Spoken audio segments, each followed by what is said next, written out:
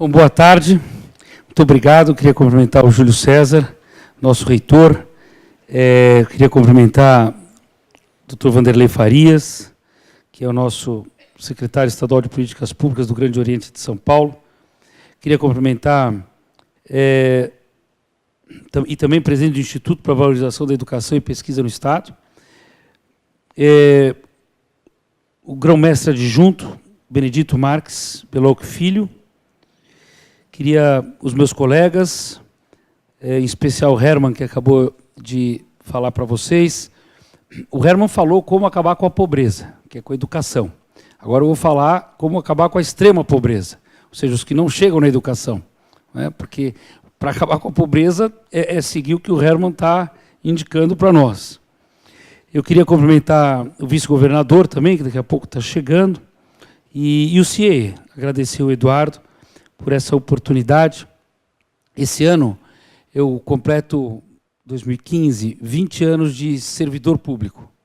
Eu estou aparentemente conservado, mas, na verdade, eu comecei cedo, com 26 anos, trabalhando com o presidente Fernando Henrique Cardoso, lá em Brasília. Então, foi uma jornada muito intensa. E eu trabalhei com o ministro Paulo Renato, com a Maria Helena Guimarães, criei o Programa de Financiamento Estudantil, o FIES, esse que agora está famoso, porque está sendo desmontado. Então, eu queria que tivesse famoso, porque atingiu 1 milhão de estudantes. E porque o governo seguinte não mudou o programa, o que é ótimo, não é? Porque todo governo quer mudar, tem mania de mudar, não é? Mas eu também criei um outro programa em seguida, implementamos em 2000, um outro programa de alcance nacional, que foi o Bolsa Escola Federal, que era um programa que dava uma renda mensal a mães com até 3 filhos que mantivessem seus filhos estudando. A vinculação direta à frequência e ao desempenho escolar. Em seguida veio o governo do presidente Lula e criou, na verdade, mudou um pouco o foco do programa. Essa foi uma discussão antiga que começou ainda no início dos anos 90, com Magalhães Teixeira, o Grama, prefeito de Campinas, com o Cristóvão Buarque, Eduardo Suplicy e tantos outros que discutiam os programas de transferência de renda como uma forma de avançarmos na diminuição da pobreza. E nós advogávamos a questão da vinculação direta com a educação. E a turma do Lula, inclusive o próprio, advogava que o importante era a transferência de renda. Era a ideia do Robin Hood, tirar dos ricos e dar para os pobres, de tal sorte que você pudesse equilibrar a renda das famílias, o consumo, etc. De certo, essa estratégia tem também alguma lógica e deu algum resultado no aumento do consumo das famílias mais carentes e apropriação de bens antes inatingíveis, etc., como geladeira, fogão, melhoria da residência, da habitação. E o que nós podemos verificar desde o início desse debate, no início dos anos 90, até aqui, ou seja, 25 anos depois, praticamente, é que hoje nós temos famílias que completam 10 anos, 12 anos no Bolsa Família. E que continuam firmes e fortes no Bolsa Família. Nos mostrando que, de fato, a transferência de renda não é suficiente para acabar com a pobreza, com a extrema pobreza.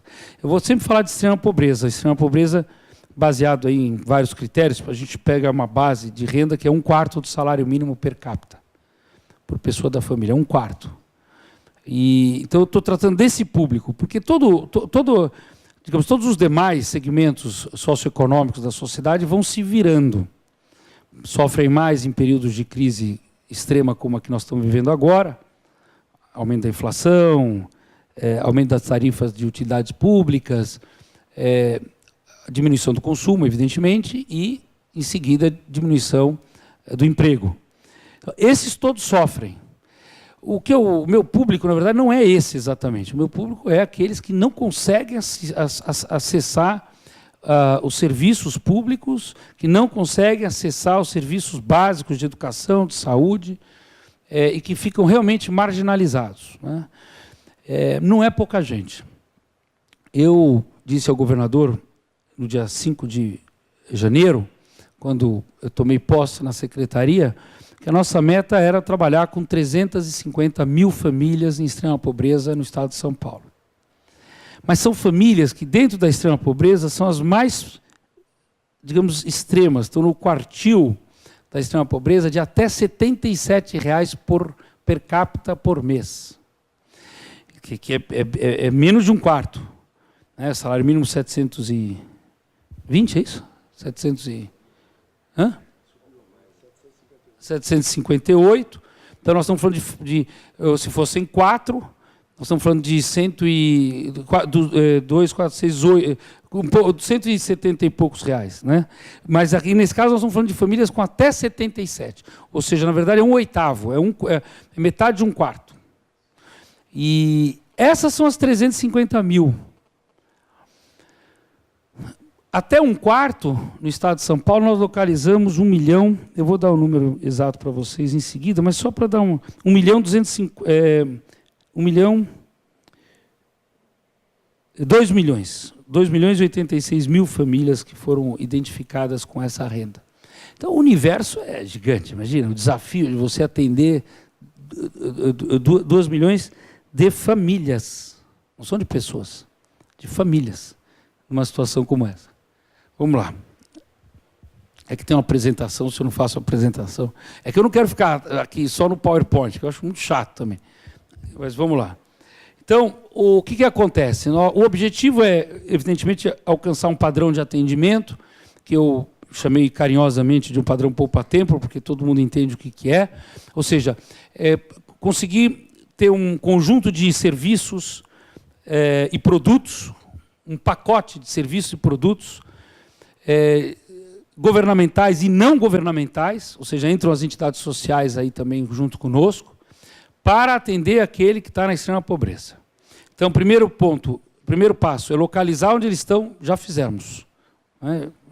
Os outros governos já vêm fazendo, nós já fizemos uma série de programas de busca ativa, de ir ao encontro dessas pessoas, dessas famílias, usando dados, mapas da Fundação SEAD, né, o Índice Paulista de Vulnerabilidade Social, o IPVS, usando dados da Fundação do IPEA, usando os dados do IBGE, enfim, indicador e dados não nos faltam. E mais do que isso, hoje eles estão todos georreferenciados. Então também não tem como não saber onde estão. Dá para saber. Dá para saber num grau de precisão que eles estão nessa quadra aqui e não estão naquela, de uma mesma rua. Bom, isso é fácil fazer em São Paulo, né? Quem vai lá no Morumbi, lá quase chegando ali no Campo Limpo, vê claramente isso. Não precisa entrar em Paraisópolis também é um bom exemplo. Né? No Ladeirão, você entrar do lado esquerdo, não acontece nada. Mas se você entrar do lado direito, de quem desce, você vai ver, né, a favela ali bem, digamos, crua, né? Então, a ideia é isso, é reunir um pacote de serviços e produtos e entregar a quem mais precisa desses serviços e desses produtos. Esses são poucos dados, só para a gente ter uma ideia da dimensão do problema. Isso em 2015, né? Em 2015, nós temos 3.663.000 famílias que vivem com até meio salário mínimo. E dessas, entre 154,5 e 975 mil. Na verdade, são 2 milhões e 86, que é o nosso público-alvo. 28% na capital, 22% na região metropolitana. Ou seja, quase metade dessa população está na região metropolitana de São Paulo. São Paulo. Eu não gosto desse gráfico de pizza, porque depois ele me dá o interior, 5%, litoral, perdão, interior, metade, 49%. Mas, na verdade, o interior aqui, de novo, se concentra. Se a gente pegar só a fatia do interior, essa marrom, aonde que está a pobreza? Está na região metropolitana de Campinas, Santos, Sorocaba e Vale do Paraíba. Aonde? Nas franjas das grandes cidades. Então, é nas franjas de Campinas, de Sorocaba, de Santos e de São José dos Campos. Então, aqui também precisa dividir. O fato é o seguinte, a nossa pobreza reside no entorno da nossa riqueza. Quando a gente pensa em pobreza ali do Vale do Ribeira, né, ali a região de Iguape, registro e tal, realmente tem pobreza, mas do ponto de vista numérico e do desafio de resgatar essas pessoas, essas famílias, é muito pequeno. É muito pequeno. E elas se viram também, porque há uma cultura de subsistência. Então, não tem que, assim, vamos fazer grandes projetos para o Vale do Ribeira. Bom, pode fazer grandes projetos econômicos, desenvolvimento econômico, na banana, na produção de palmito sustentável, sei lá, qualquer coisa desse tipo. Elas vão se virar. O que acontece na região metropolitana? Não tem solução. Não tem solução. Porque na região metropolitana, primeiro, falta emprego. Isso é dado. Falta emprego, porque grande parte dessas famílias não tem nenhum tipo de qualificação para nenhum tipo de emprego. Depois, há uma desorganização familiar também. Uma desorganização mental. A emergência do dia a dia de suprir os filhos com algum tipo de alimento, de algum problema de saúde, né? Porque, claro, ficam mais doentes também. Ficam mais doentes. Tem mais problemas que a gente. Não sei se vocês já perceberam. Aqui a gente nunca chegou numa reunião aqui, sentou e falou assim, poxa, o problema no posto de saúde, e eu estou indo no posto de saúde toda semana, né? Aqui eu acho que pouca gente vai ao posto de saúde ou ao médico toda semana. A gente vai ao médico algumas vezes, faz o check-up, mas não é para a gente ir ao médico todo mês, não é? Regularmente, a não ser que tenha uma doença crônica. Mas esse povo vai e demanda serviço de saúde porque tem problemas respiratórios, porque moram em habitações insalubres, né? Úmidas, porque tem problemas de contaminação do solo, contaminação da água. Outro dia eu pedi para a secretária Arina Mara, com a saúde, me dar um mapa da pobreza em relação a problemas de deficiência, déficit intelectual. É surpreendente. A anóxia, que é a falta de oxigenação no cérebro no nascimento e que gera depois um déficit intelectual, que deixa a pessoa com algum tipo de retardo, ela é produzida especialmente pela dificuldade que aquela mãe tem de chegar no hospital na hora do parto. Porque onde ela mora não entra ambulância, não entra carro, não entra... demora para sair, às vezes tem que descer 200 degraus, às vezes tem que subir, né?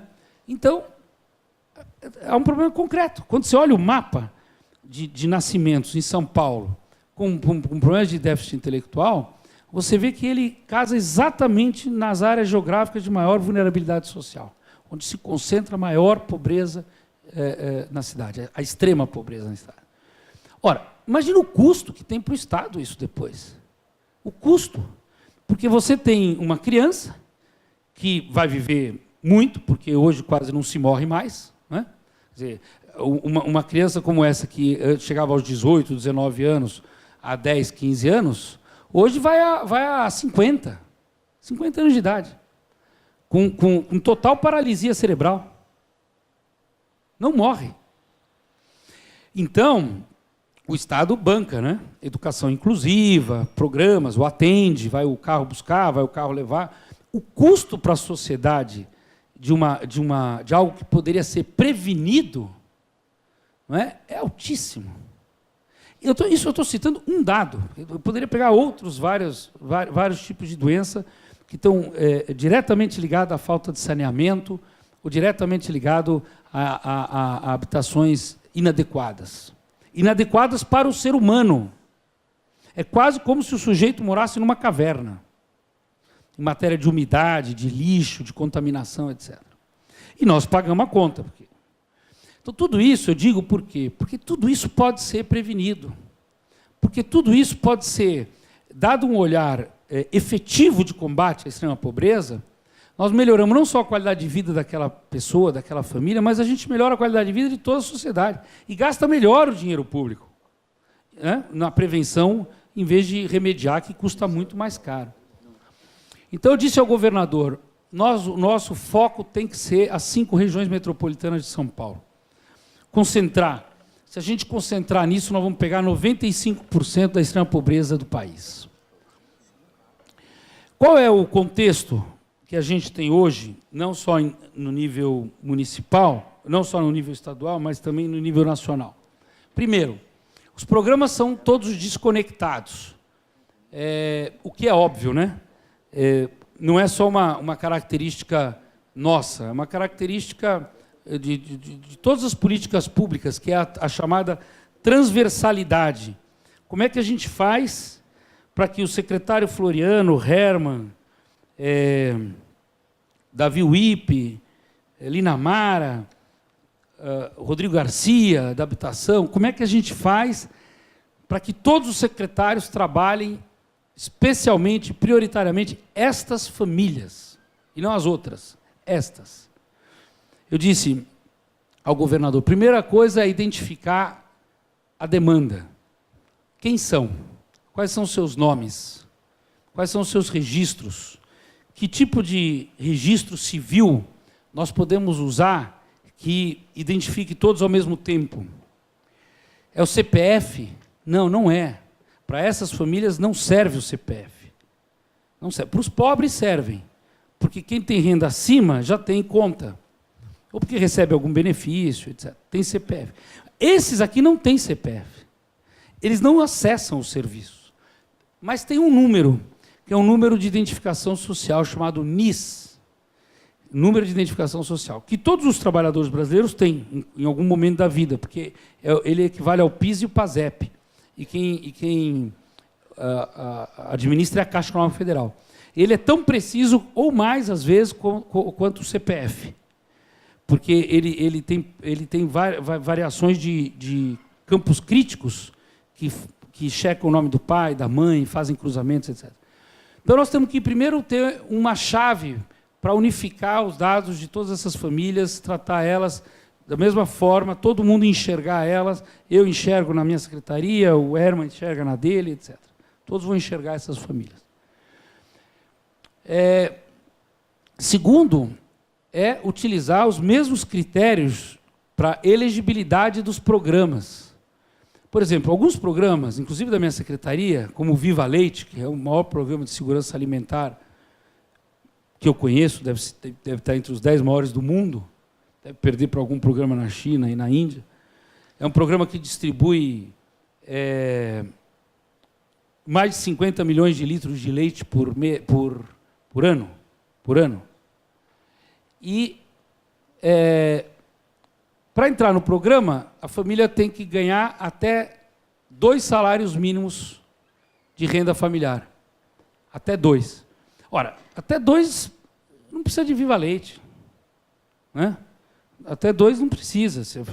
O primeiro precisa saber o tamanho da família, então sempre tem que ser per capita. Depois, eu preciso pegar esses que não acessam. Esse é o nosso desafio.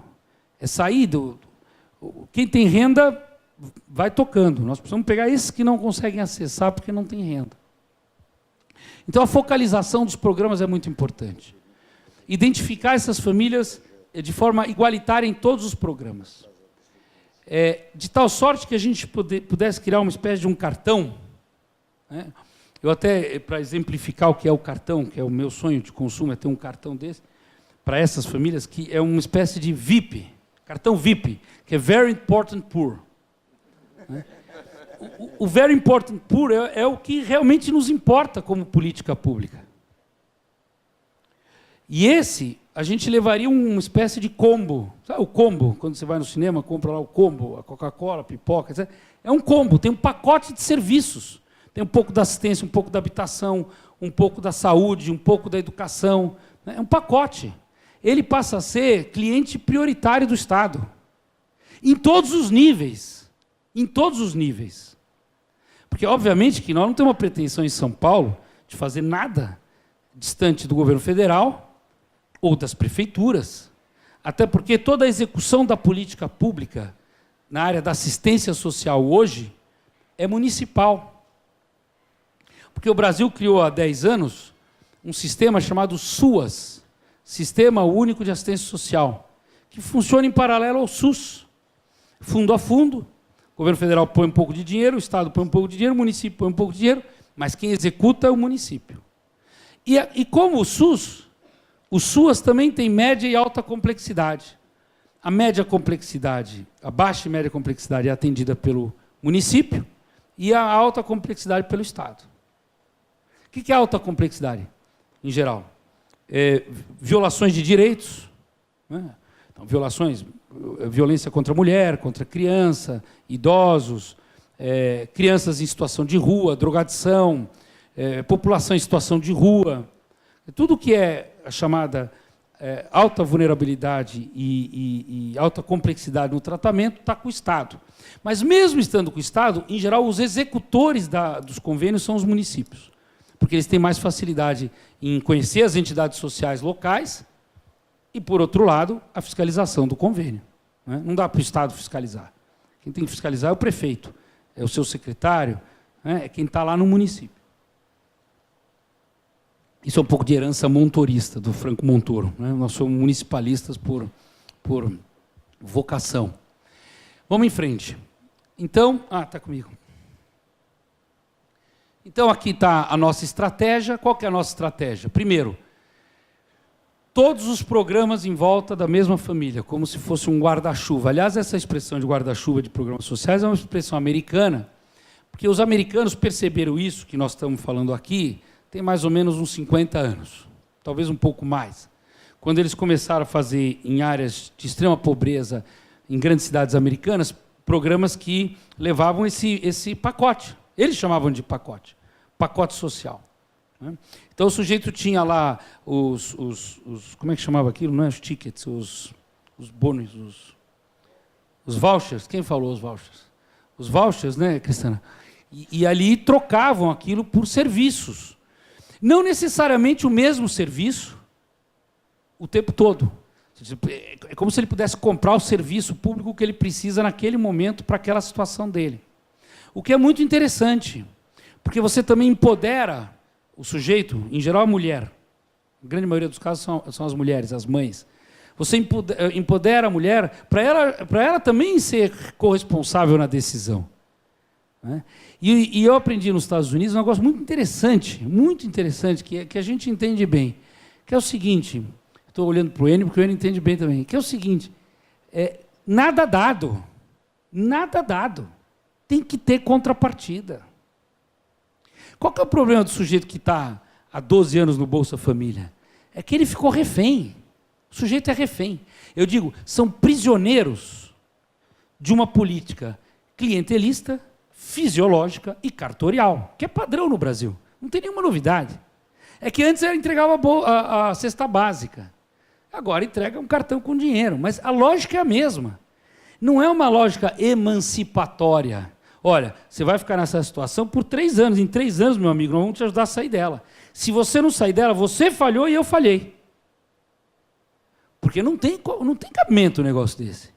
São bilhões e bilhões e bilhões e bilhões de reais investidos na área social. E, vou combinar aqui entre nós estamos falando da extrema pobreza, porque todo o resto de bilhão que está na educação não está aqui. Você vê que eu não pus educação aqui, não tem educação aqui. Porque a educação ela é o grande fator de desenvolvimento humano, não tem outro fator. Isso aqui é para quem não está na educação ainda. Famílias que não tiveram educação. Ou famílias que têm uma educação de tamanha precariedade que precisam estender um outro tipo de ação do Estado.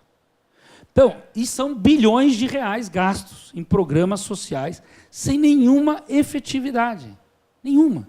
Não tem metodologia de monitoramento e avaliação para a saída da pobreza. E olha, vocês me desculpem, mas fazer um programa, eu falei para o governador, eu não vou ser secretário de Desenvolvimento Social para ficar lá, lançar programinhas e tal, e bacana e tal, e não tem efetividade. Eu preciso apresentar resultado. Olha, quando eu cheguei eram 350, nós tiramos 50 mil. Tá bom, tirou 50 mil, faltam 300. Das 2 milhões. Porque eu nem assumi 2 milhões como meta, porque eu sei que não dá. A meta tem que ser realista também. Então é isso. Aqui é a reunião, isso é um fenômeno bem americano, a reunião de todas as secretarias e dos principais programas que podem ajudar. Se liga na rede, Fábrica de Cultura, EJA, que é Educação de Jovens e Adultos, Dose Certa, Remédio em Casa, Pró-Egresso do Sistema Penitenciário, Centro de Integração da Cidadania, Frente de Trabalho, Jovem Cidadão, Via Rápida do Emprego, Banco do Povo Paulista, Microcrédito. Eu não sei se todos conhecem esses programas, mas esse aqui é um programa genial, Se Liga na Rede. Porque é um programa bem do que eu chamo de acupuntura urbana, que faz diferença na pobreza. A Sabesp passava a linha de esgoto no meio da rua, lá no Grajaú, na Capela, em qualquer lugar desses miseráveis do nosso estado, e em morros em geral, enfim. A pobreza em geral está ou no morro ou no fundo de vale. Em geral, fundo de vale, porque no morro o pessoal ocupa melhor, mas fundo de vale, onde tem córrego, próximo de represas, né? Bom, aí passava o esgoto, mas as casas não ligavam o seu esgoto ao esgoto da Sabesp, ou da companhia que está gerenciando lá a água. Então, o que adianta? Não resolve. Não resolve. E por que eles não ligam? Porque custa caro. Na época custava em torno de R$ 1.800. Não tem. Não é prioridade. R$ 1.800 eles comem o mês inteiro, 2 meses. Então, não vai ligar o esgoto, a caixa de esgoto à rede. Então, vai deixar o esgoto cair na casa do vizinho. É incrível, né? Eu não sei, eu acho que o Crestana seguramente conhece, mas você vai em determinados bairros da cidade, é uma coisa fantástica. Você tem uma casa, outra casa, e o córrego lá embaixo. Aí o esgoto de uma vai caindo pela outra. Eu entrei em casas que o esgoto do vizinho passava dentro. Mas estou falando de esgoto mesmo, esgoto do vaso sanitário. Passava dentro da casa. Tinha um córregozinho assim interno. Pode um negócio desse? Aí o que nós fizemos? O Se Liga na Rede é um programa da Sabesp que paga. Ele vai lá, ele paga para a família, dá o dinheiro, 1.800, dá assistência técnica, então, vai lá os técnicos, os pedreiros, etc., faz a ligação do esgoto na rede. De tal sorte que, realmente, o investimento que a Sabesp fez nos grandes coletores faça sentido. Mas aí, mesmo assim, já ligando 30 mil residências em áreas como Grajaú, Capela, Campo Limpo, Pedreira, né, especialmente Zona Sul de São Paulo, que é onde é o maior problema, porque são áreas de manancial e o Estado nunca chegou lá direito, né? A Zona Sul de São Paulo é a pior região, talvez, do Brasil em matéria de extrema pobreza. É um negócio assustador.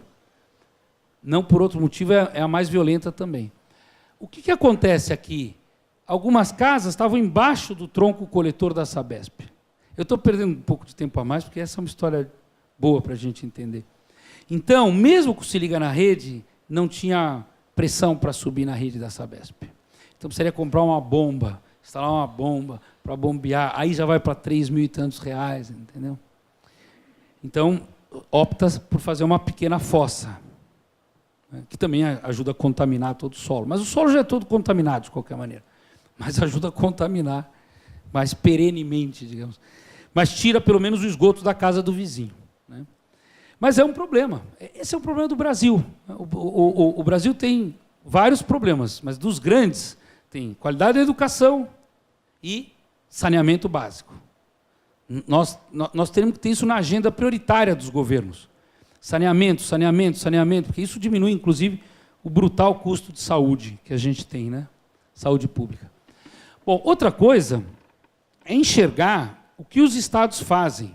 Eu fiz aqui uma meia lição de casa, porque aqui não está tudo o que eu quero, mas está parte, e aqui não está o governo federal nem os municípios. Mas o governo do Estado de São Paulo gasta 896 milhões de reais na minha secretaria, na verdade um pouco a mais, é 1 bilhão o orçamento da Secretaria de Assistência Social. Mas digamos que tenha lá RH, outros custeios, 896 milhões é para serviços, que a gente convenia com entidade social e com prefeituras. Mas o governo do Estado gasta 5 bilhões com programas sociais, que são aqueles lá que eu falei. Esses programas aqui, todos esses programas custam 5 bilhões. Porque aqui está a educação, na verdade, só programas sociais da educação, não está o custo da educação, né? E então, é muito dinheiro. Se esse dinheiro for dirigido para as 350 mil famílias que a gente quer, a gente consegue fazer uma alavancagem muito mais rápida e eficiente do status social daquelas famílias. Então é isso. Nós estamos criando um critério único de elegibilidade, para a entrada nos programas, todos, que é até 1/4 do salário mínimo. Estamos unificando os cadastros, que é aquilo que eu disse da identidade, né? Buscando um único número para poder enxergar a mesma família e tudo que ela recebe ou tudo que ela precisa receber.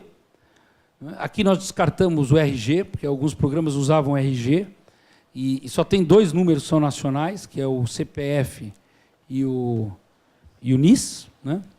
Então não adianta inventar um número, ou você usa um ou você usa os 2. O ideal é usar os 2 combinados. Bom, aqui os programas, que aqui não vou entrar em detalhe também. Aqui a parte do que a gente enxerga, como ver essa pobreza, né? Que não é só insuficiência de renda, é insuficiência de renda somada a questões habitacionais, né? A precariedade, a violência juvenil, a violência familiar, e tudo somado junto, né? O grupo 6, que é o grupo de famílias que até R$ 77,00, em geral, são as famílias que têm tudo, né? Elas não têm casa, elas sofrem todo tipo de violência, são famílias muito numerosas, em geral monoparentais, ou seja, são cuidadas pela mãe ou pelo pai, 85% dos casos pela mãe solteira, ou mãe sozinha, ou mãe que tem filhos de vários casamentos, famílias numerosas, pais com baixa escolaridade. Então, isso, de alguma forma, reproduz, né, a pobreza, porque não tem estudo. Então, esse aqui é o nosso foco principal, o grupo 5 e o grupo 6. Bom, aqui tem os programas, que também não vou ficar aqui entrando em detalhe, mas os programas... Nós temos os 2 maiores programas de segurança alimentar do país, que é o Bom Prato e o Viva Leite, que atendem... Aqui, infelizmente, não tem o número de atendidos nossos, mas atendem milhares. No Bom Prato nós vamos servir a refeição agora a 50 milhões. O Bom Prato tem 15 anos. Então, são programas grandes. Mas aqui depois tem que pôr o número de usuários, né? Senão não tem quantas pessoas são atendidas. Mas, de qualquer maneira, Bom Prato e Viva Leite são os maiores programas de segurança alimentar, atendendo crianças e idosos, e o Bom Prato atende todo mundo. O São Paulo Solidário, que é um programa bastante flexível, que faz essa acupuntura urbana e nas famílias, pequenos reparos, pequenas obras, pequenas ações que melhoram a qualidade de vida das famílias. Aqui o programa que a gente tem para a juventude, o programa de renda que complementa o Bolsa Família, o programa que nós desenvolvemos há 3 ou 4 anos, que é o Recomeço, que é um programa de atenção à drogadição. Desde que estourou a Cracolândia, a gente vem num debate de tratamento, há muita discussão entre os médicos em relação à saúde mental, né? Dependência química, políticas de redução de danos versus políticas de internação, muita discussão. Aliás, o Brasil discute muito, né? Às vezes eu acho que a gente discute muito e faz pouco, a gente tem que fazer mais, talvez discutir um pouco menos as questões, né? Ser mais objetivos nas questões. É óbvio que aqui no Recomeço, as 2 tendências da saúde mental são importantes, tanto a redução de danos quanto a internação. E vai valer para cada caso, porque as pessoas são diferentes e necessitam de atendimentos diferentes. A nossa escola de formação social, que é a EDESP, que é uma escola de educação permanente, de formação permanente dos nossos agentes, das prefeituras, é muito importante. Bom, e é isso. Eu acho que os principais desafios estão aqui, a integração dos sistemas, essa transição dos programas, a unificação dos programas e o atendimento mais transversal às famílias. Eu vou deixar aqui os meus dados. E, em geral, eu apresento isso para os estudantes, então eu termino, mas serve para vocês também, se tiverem curiosidade. Eu criei lá um programa que eu tinha como vereador, que é o dia com o secretário, era igual o dia com o vereador, né? O sujeito passa o dia inteiro comigo, sai de casa, faz toda a agenda para entender o que faz um secretário, quais são as agendas, participa de todas as reuniões, é uma espécie de sombra. É muito interessante. E eu faço isso muito em escolas de 2º grau, 16, a partir dos 16 anos, e jovens universitários. É muito interessante, porque todo mundo sai encantado com a ideia de trabalhar no setor público, que é muito bom, porque a gente precisa de gente boa no setor público. Muito obrigado.